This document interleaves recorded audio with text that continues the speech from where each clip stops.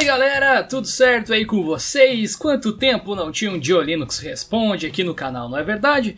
Bom, quando eu resolvi fazer vídeos diários, o quadro Dio Linux Responde ele ficou meio sem sentido, porque eu estava respondendo perguntas praticamente todo dia ou várias vezes por semana, então não fazia sentido eu ter que juntar todas elas para responder. Dessa vez, como eu dei uma pausa aí, ou melhor dizendo, eu coloquei vídeos em dias mais espaçados, né? A gente tem menos vídeos por semana, mas ainda assim temos 4, né? Bom salientar caso você esteja chegando no canal agora. Então agora, como a gente tem menos vídeos por semana, faz mais sentido trazer o Dio Linux Responde de volta. Muito bem, para quem não sabe, a gente tem um grupo no Facebook que serve para ajudar as pessoas que têm dúvidas sobre tecnologia. Então, se você tem dúvidas sobre sistemas operacionais em geral, tecnologia de todos os tipos, você pode entrar lá. Obviamente que a maior parte das pessoas que entram lá tem mais o foco no Linux, mas não necessariamente você precisa falar de Linux para entrar lá. Você pode entrar lá para conhecer as coisas também, fazer novos amigos e tudo mais. E foi nesse grupo aqui que rolou um post de um dos integrantes e ele fez várias perguntas que as pessoas responderam ali embaixo e eu perguntei se eu podia responder em vídeo, porque ele levantou vários tópicos muito interessantes e que vale a pena ser debatido. Muito bem, vocês estão vendo agora aqui qual foi o post que eu estou me referindo. Ele foi do nosso integrante lá, o Nathan Drake. Belo trabalho no Uncharted 4, diga-se de passagem. Enfim, ele colocou aqui um texto, eu vou ler para vocês e também ler os tópicos que ele pôs, ó. Somos todos usuários GNU Linux e automaticamente isso nos torna hackers. Zoeiras à parte, esses dias postaram aqui sobre o comando Hollywood e vi alguns comentários acerca do tema.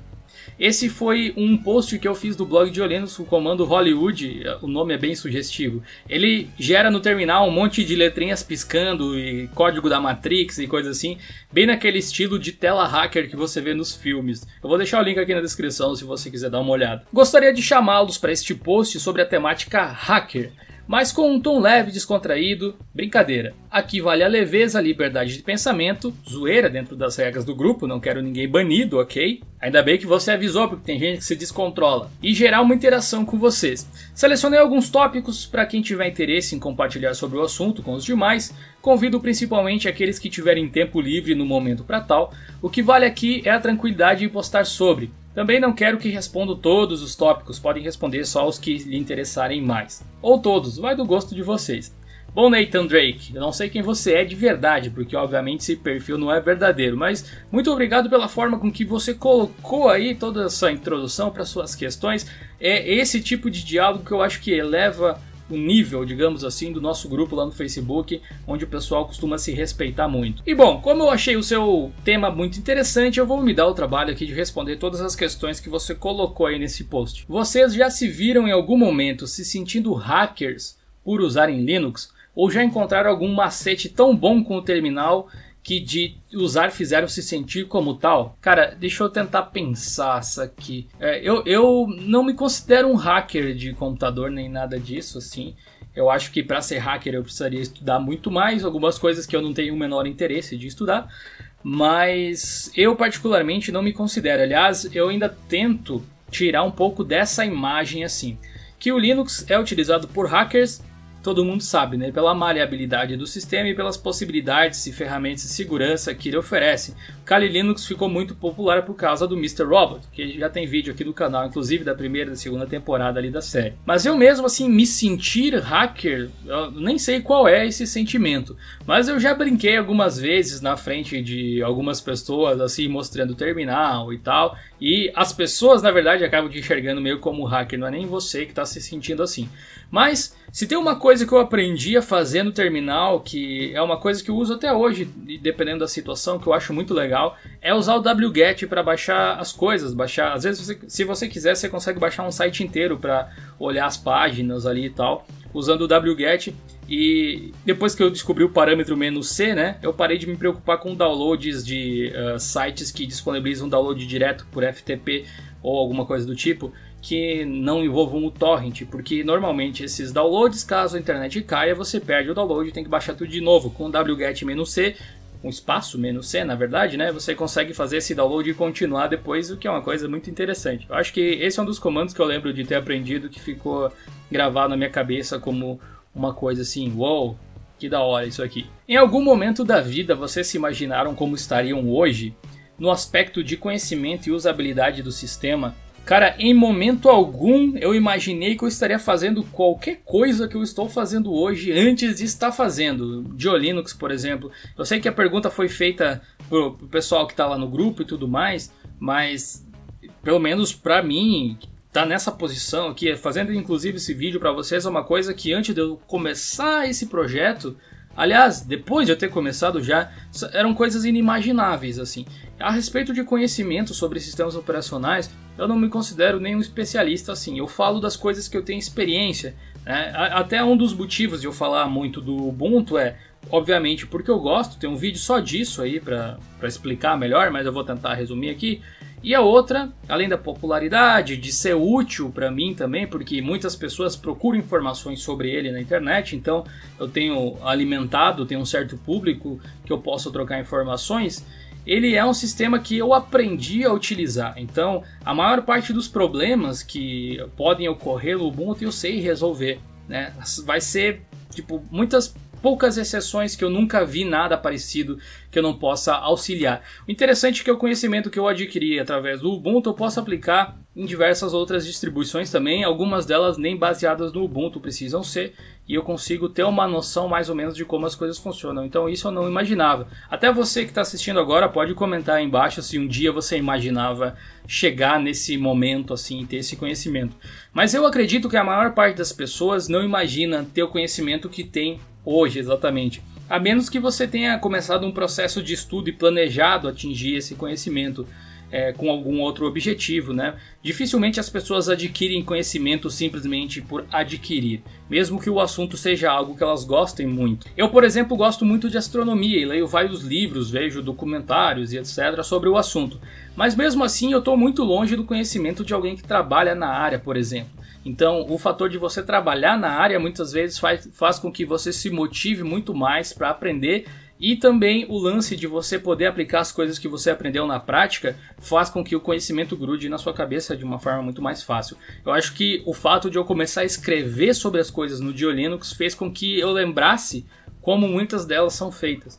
E isso certamente me ajudou. Inclusive, essa é uma das dicas que eu dou no vídeo que eu falo sobre como eu migrei para o Linux, como eu criei o hábito e tal, que você escrever sobre o assunto às vezes é muito bom. A gente no blog DioLinux tem o espaço do autor, né? Você pode mandar seu post sobre qualquer distribuição ou qualquer assunto relacionado à tecnologia, ele vai passar pelo nosso crivo, se for aprovado você vai ter seu post publicado lá. É só entrar em contato pelo e-mail padrão lá de contato do blog e mandar o seu conteúdo. Como vocês lidam com o CLI, com o terminal? Gostam dele? Odeiam ele? Cara, eu não posso dizer que eu amo o terminal porque eu não uso tanto ele assim. A única coisa que eu uso muitas vezes o terminal é para instalar algum pacote ou remover alguma coisa rapidinho.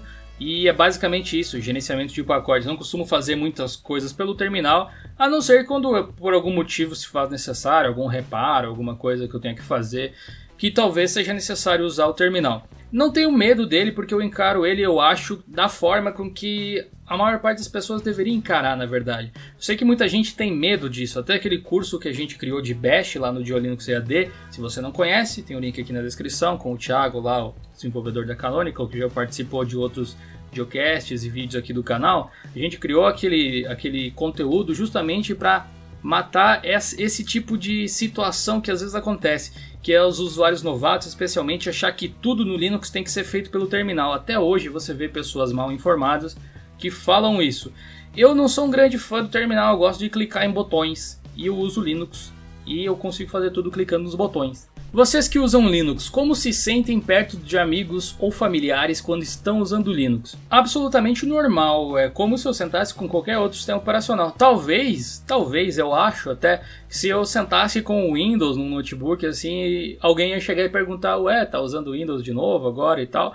Mas ninguém estranha mais, pelo menos do meu ciclo de convivência aqui, não mais. Acho até mais provável alguém, tipo, do trabalho ou algum amigo, alguma pessoa em geral, digamos assim, que você não tem muito contato, ou que não tem muito contato com a informática, chegar e pedir, olha só, o que é isso aqui, que Windows é esse, né?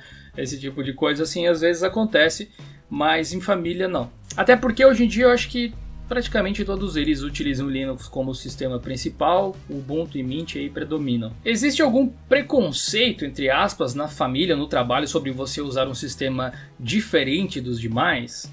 Olha, escancarado não, família não, inclusive eles usam também. No trabalho eu não senti exatamente um preconceito, na verdade não foi nem com Linux, foi com o LibreOffice. Porque o que estava acontecendo?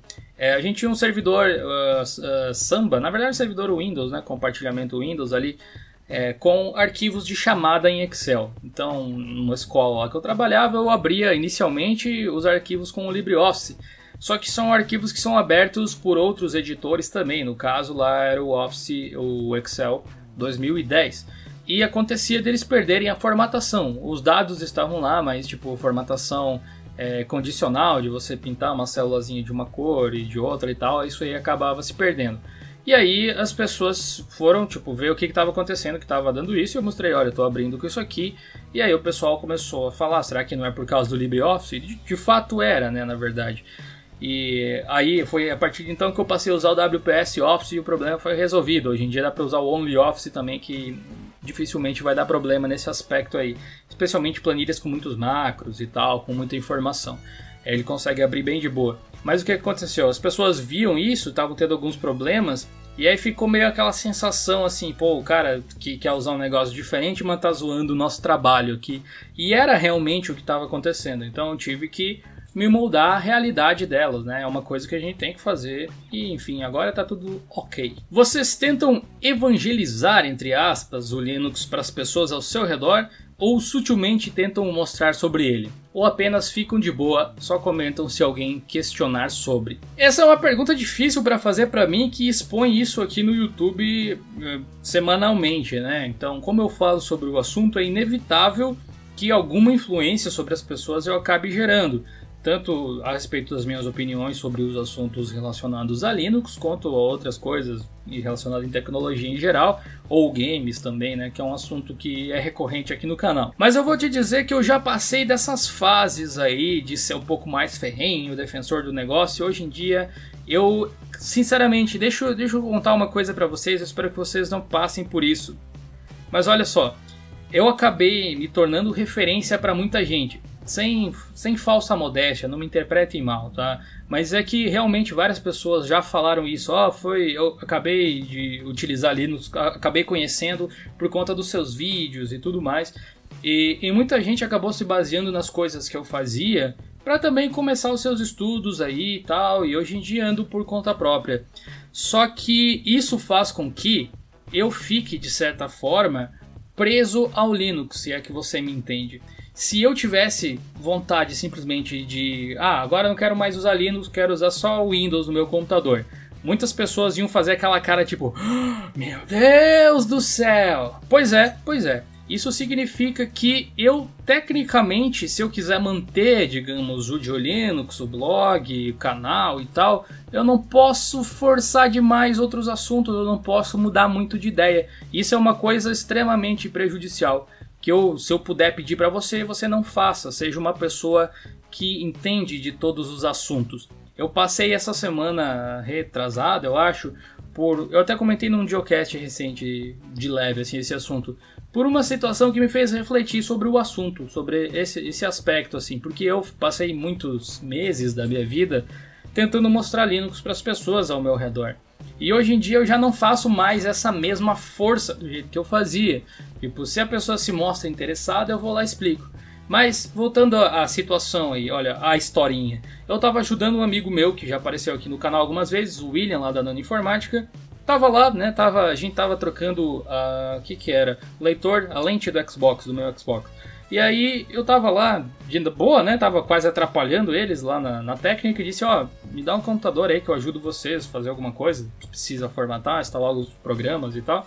E aí tinha um notebook lá que tinha o Windows 10, que eles já tinham instalado, e só faltava instalar os programas. Então, Office, WinRAR, enfim, aqueles programinhas básicos, Adobe Reader e assim por diante. E ainda tinha que instalar Photoshop, Illustrator e alguma outra coisa que eu não lembro mais. Ele queria que instalasse o Nero também, enfim, tinha uma listinha lá que eu fui seguindo. Enfim, e aí eu fui instalando as coisas, e como eles costumam colocar os atalhos na área de trabalho, que é bem aquele computador que vai para pessoas leigas, né? aí fica tudo ali à mostra, eu fui fazer a mesma coisa, fui colocar o atalho do Word, do Excel e tal na área de trabalho. E aí eu me dei conta de que eu não sabia mais criar um atalho na área de trabalho do Windows 10, no caso. Porque o último Windows que eu usei com muita veemência foi o 7. E eu passei pouco tempo, se comparado, estou muito mais tempo no Ubuntu do que eu passei no Windows 7. E no Windows 7 era só arrastar o ícone para a área de trabalho, ou clicar com o botão direito e enviar para a área de trabalho e tal. E no Windows 10 eu não soube fazer, e isso me deixou um pouco preocupado, porque aí depois eu descobri, né, e tal, como é que eu poderia fazer. Eu não sei se tem outra forma, talvez tenha, mas a forma que eu achei é clicar com o botão direito, abrir o local do arquivo, e daí dentro lá do disco C, dentro de arquivos de programas, onde ele está, tem os ícones ou executável, você cria um atalho e envia para a área de trabalho, então aquele atalho ou simplesmente arrasta e copia de lá. Mas é um processo diferente, mais complicadinho e tal, não sei se tem outra forma, não é bem esse o tópico, mas a questão é, eu me embananei para usar o Windows, olha só, numa coisa tão banal assim, e aí foi que eu pensei, caramba, eu sou uma pessoa que não é nem um pouquinho fanática assim, tipo de Linux, eu uso o sistema porque eu gosto, mas eu acho muito importante você saber utilizar tudo, cara. E não ter preconceito com nenhuma das coisas, utilizar os sistemas onde eles são melhores. Eu utilizo o Linux no meu computador porque eu acho ele melhor para as coisas que eu faço, pelo costume. Eu uso o Ubuntu no computador porque é a distribuição que mais me atende, é a distribuição que tem mais exposição na mídia também. E o Windows, você goste ou não, cerca de 85% das pessoas aí do mundo utilizam uma versão do Windows, seja 10, seja 7, seja 8 e tal. Então, é muito provável que você encontre outras pessoas que utilizam o sistema operacional. Por que é importante que você tenha conhecimento no Windows? Porque você vai saber, vai poder, melhor dizendo, utilizar ele quando ele for melhor em alguma determinada situação. Ah, mas o Windows não é melhor do que Linux em nada. Aí que você se engana, meu amigo. Porque melhor e pior vai depender muito da situação e, acima de tudo, vai depender do usuário. Se eu quero jogar um jogo que não tem para Linux e tem para Windows, eu vou fazer o quê? Jogar no Windows. É uma coisa simples, lógica. Não deixe a filosofia simplesmente te barrar por isso, tá? Entenda como os dois sistemas funcionam e aí você usa aquele que você achar melhor na circunstância que você achar melhor. Eu digo o mesmo do Mac, mas o Mac é um pouco mais de difícil acesso, né? Ou você tem um MacBook ou você monta um Hackintosh, que não é uma coisa mais tão complicada assim, mas também não é uma coisa simples que qualquer um faz. Para mim, quem faz Hackintosh aí tá no mesmo nível de apego no negócio de quem instala Arch Linux ou quem compila um Gentoo da vida. Talvez o Hackintosh até seja um pouco mais simples em alguns aspectos. Então eu tento evitar esse negócio de evangelização, especialmente software livre, que é tipo uma coisa que faz com que o programa, as licenças de software livre, faz com que o programa inerentemente tem a possibilidade de ter muita qualidade. A maneira de trabalhar do open source, do meu ponto de vista, para desenvolver qualquer coisa é muito mais eficiente e muito mais segura também, mas eu não gosto de me ligar à ideia das pessoas que defendem o software livre porque eu simplesmente não consigo concordar com elas. É uma questão assim de ideia. Eu tenho um problema sério com esse tipo de coisa, de querer empurrar suas ideias goela abaixo para as pessoas. Ainda mais porque uma vez eu perguntei, por exemplo, um cara de software livre o que ele faria se ele pudesse, se ele tivesse onipotência, né? Tipo, vou ser Deus por um dia, entre aspas, né? Vamos dizer assim. E ele disse que acabaria com a Microsoft e tal. Explodia, digamos, o negócio lá.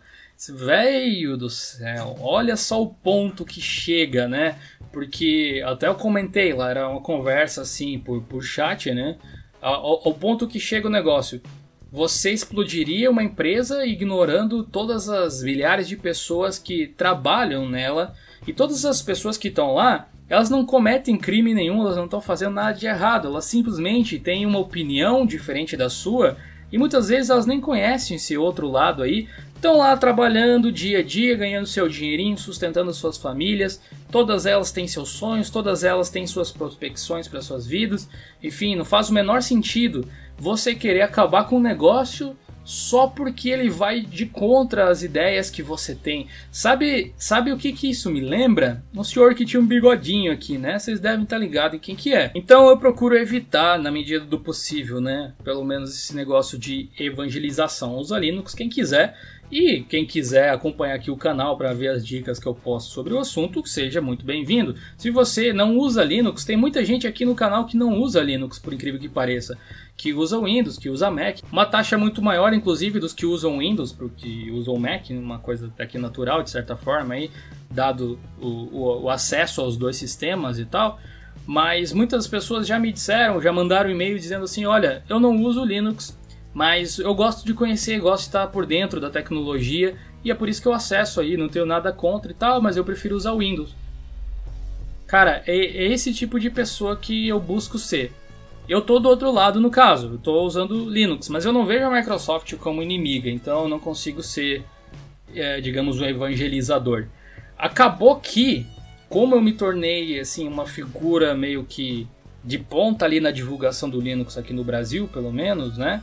As pessoas que estão no movimento do software livre, algumas delas, obviamente, não posso falar por todas, elas buscavam alguém que pudesse dar essa exposição para o movimento. E muita gente acabou tentando colocar nas minhas costas essa missão, colocar a bandeira do GNU, tipo aqui, né, e seguir o rumo. Que é uma coisa que eu não vou fazer em hipótese alguma.